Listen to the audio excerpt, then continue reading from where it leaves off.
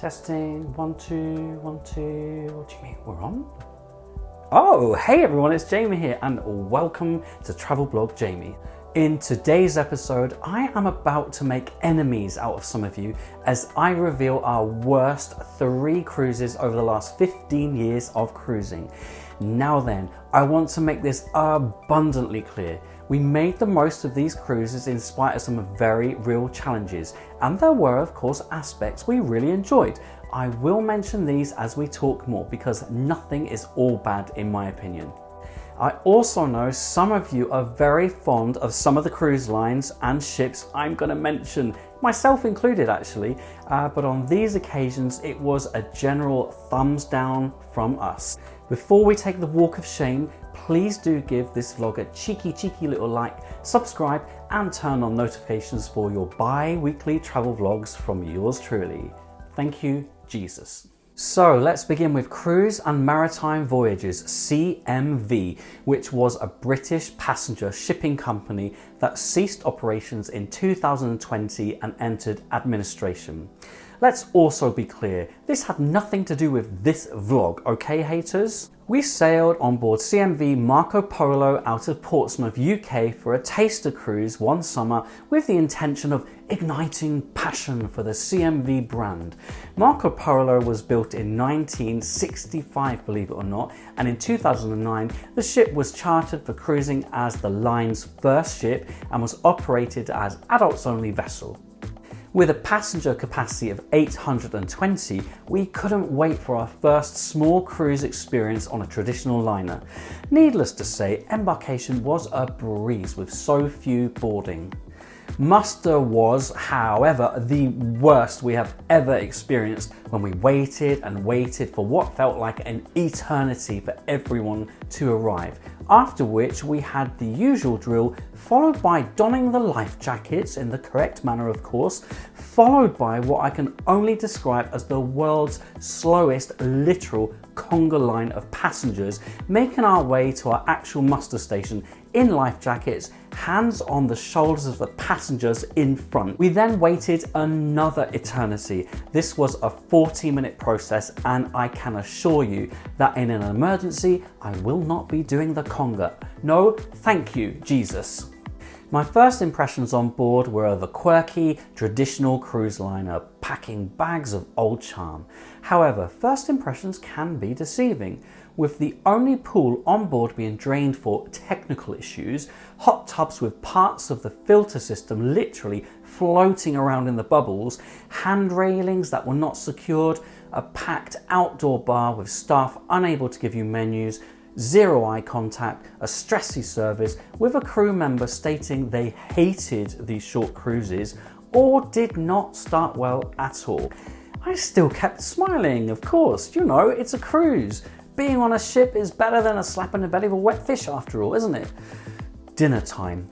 Chaos. The company failed to inform guests that there would be a formal evening, and so many people did not bring the correct attire and were being sent away from the main dining room.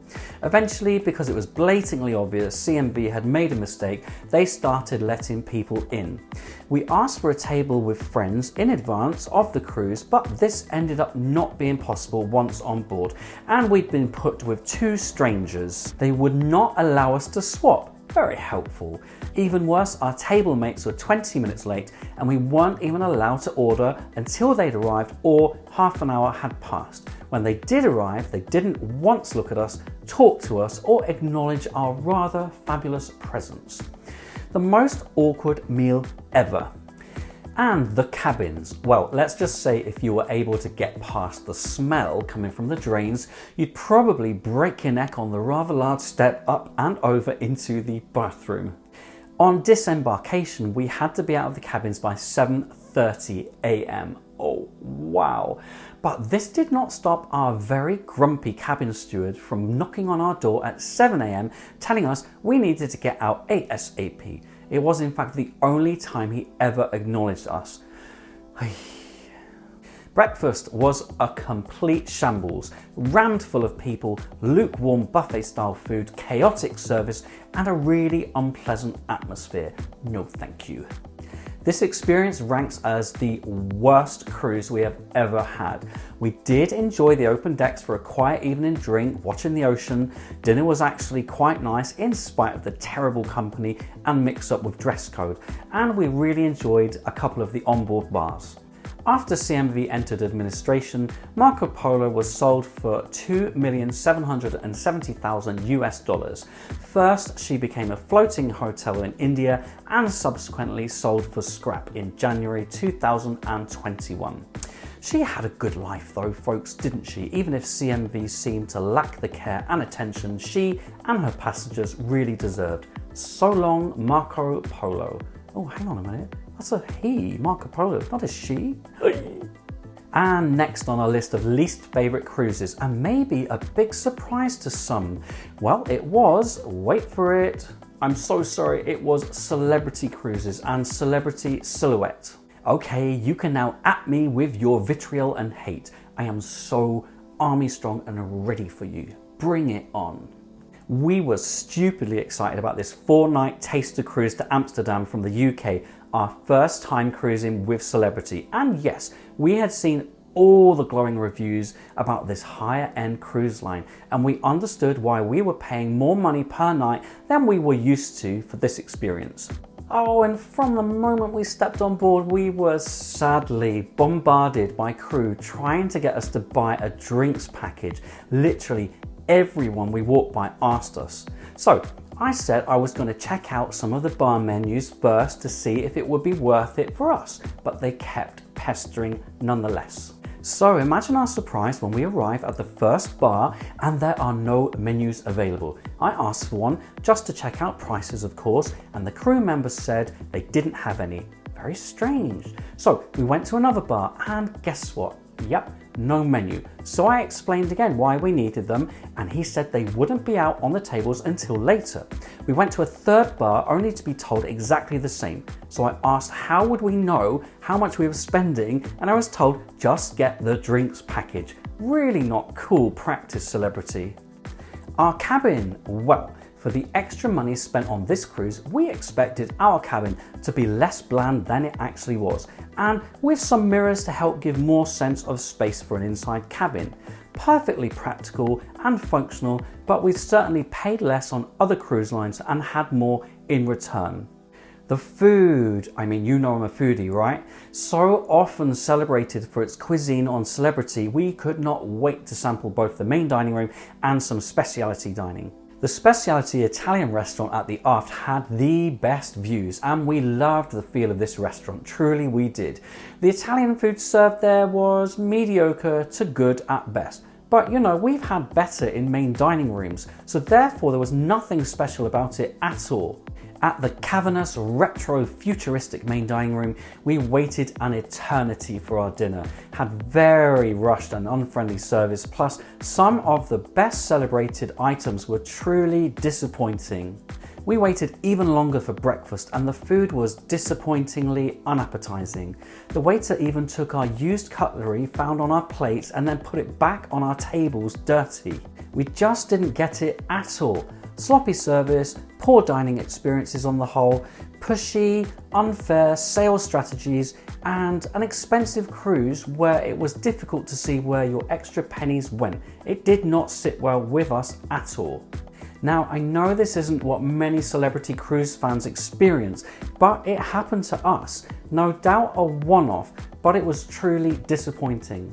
Some cruise bloggers who love the brand essentially trolled me on Twitter saying, I don't know what I'm talking about, what do you expect for a shorter cruise? Well, I expect the same great level of service actually, because your money is not better than mine, Egypts.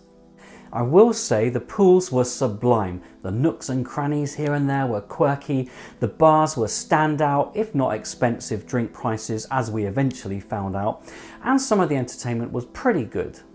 But consistency is of course always key. Our friends at Vitamin C UK on Instagram swear by Celebrity, so I have promised to give them another go sometime. And finally, are you ready for this? Our Iberian cruise on P&O UK's Ventura in October 2022. Now this pains me a lot since it was such a good value cruise financially, and we had previously enjoyed Ventura for its fun, friendly party atmosphere.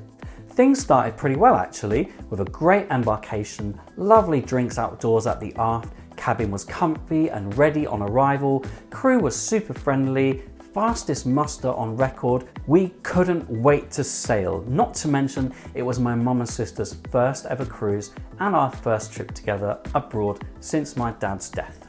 But as soon as sail away was done, Ventura became a tale of not enough crew and long lines and mistakes. Yes, it was half term, yes it was busy, but I always travel in the school holidays. Hello, I'm a teacher, and I have done since I started teaching 24 years ago. Yes, I am that old. Behave. We had unfortunately never experienced anything like this. Bars were understandably busy with so many passengers, but there were sometimes hardly any crew available. 30-minute wait times for drinks were commonplace, but worse still, lines for breakfast and dinner, regardless of whether you joined a physical line or a virtual one. We waited an hour to be seated for breakfast one morning, including being given a pager, yet we were also the last people to be seated, doors closed right behind us, in spite of the fact there were loads of people behind us in the line. No idea what happened there. Joining another line which is becoming a bit of a habit on Ventura. We've been told it's a 45-minute wait for breakfast. Eventually the very last group to be seated. I mean, honestly, that's a really, really poor experience. Sorry, true. Poor crew on here, they're working so hard. Clearly not enough of them. We haven't been served yet. Table behind. I shouldn't be showing them. They're a bit grumpy because they haven't been served yet. The lady who left ahead of us is going, hey, I have to wait an hour just to be served. Stay calm. We're on holiday after all. Who doesn't like waiting over an hour just to get a seat and to then not order their food? Who doesn't love that on holiday? I love it. You love it. You know you do. We've got coffee and tea. First world problem though, no spoons. So we're using the knives. We're being very resourceful. Sorry, there's just no one to get the spoons. What's the temperature like of this toast? Thank you. Yeah, this is as cold as it gets. No butter yet. One evening we waited 1 hour and 45 minutes for a seat for dinner. Truly unacceptable. We were told it was because there simply weren't enough crew to cater for the large number of passengers on board. Well, a novel idea here, but how about selling less cabins so that crew can handle the numbers? Just a thought. This ended up not being a relaxing cruise for these reasons, but worse still, we had some very questionable customer service at times. On the evening of our 10-year wedding anniversary, shared with my sister's birthday, we organised for a cabin party with canapes ordered. They never arrived. I phoned for them, they still didn't arrive. I called again, they sent seafood which I can't eat, and I didn't order, so they took them away. I called again to explain what I had ordered. They sent someone else, again with seafood. I phoned back and they said, can you give us 30 more minutes? No. I had had enough. In the end, no delivery and I was still charged.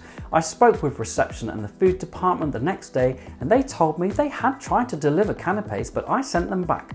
And so the story goes on and on and on. I had to go back to reception 3 separate times to sort this out. I'm back at reception trying to sort out the issue with the canapé gate problem. How much time has this taken me over the week? So I'm still here, half an hour later, because they want to go through the whole process again.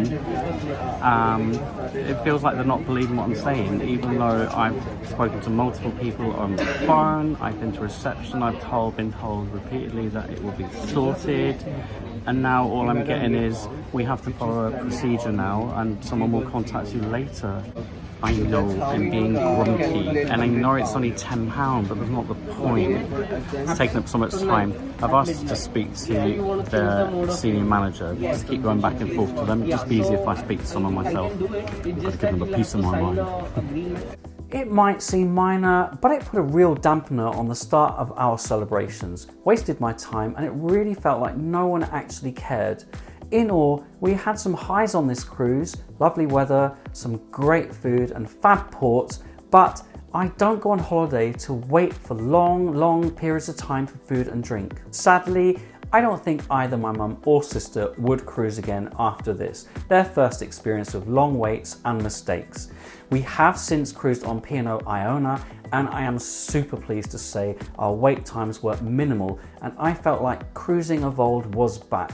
We had a great time and can't wait for the next cruise on Arvia in April 2023. That's kind of like now. And there you have it, our worst cruise experiences.